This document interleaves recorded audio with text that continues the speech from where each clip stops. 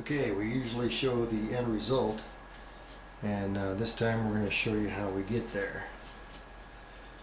Go to your handy dandy iPhone there, go to Salmon University, brings up how to make a herring brine. Everything you need to know is right there. Basically consists of 2.5 gallons of water. Make sure it's not chlorinated. Let's see here.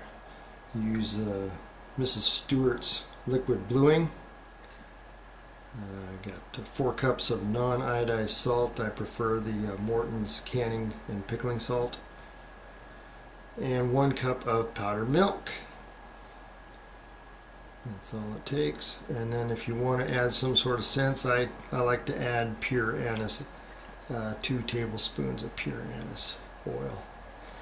Alright, let's get started on this. Now, a lot of guys use distilled water. I just use the water right out of my tap, but I have a pure filter on here, so I use that to get rid of as much of the crap as I can. You definitely don't want chlorine in there.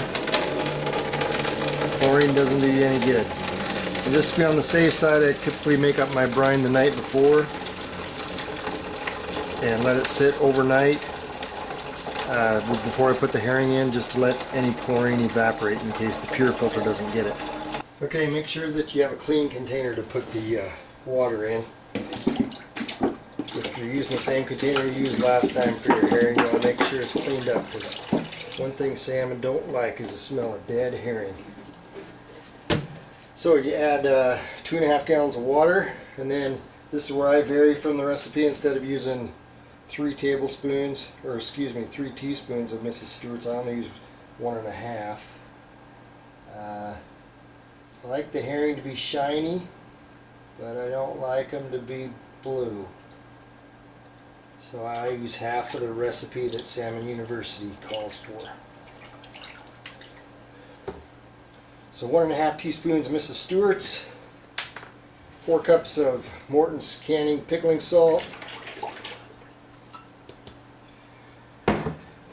1 cup of instant non-fat dry milk, and I use 3 tablespoons of pure anise extract.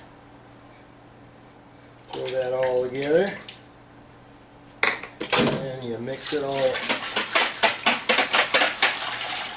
And I like to put the brine in the refrigerator overnight. Get it nice and cold, let it sit, and hopefully all the chlorine evaporates out. So there it is. Alright, and we just throw the frozen herring into the brine there. Try not to get the styrofoam in. That's not. No stinking styrofoam. Those guys are got a little bit of frost on them, but they should be okay.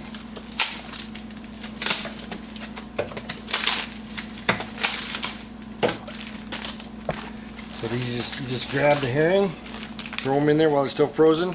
That's a good batch of herring there. So here we go. And you just put them in the refrigerator. Let them just do their thing. That water's nice and cold from sitting in the fridge all day, all night, and all day. Tomorrow morning we'll have brined herring.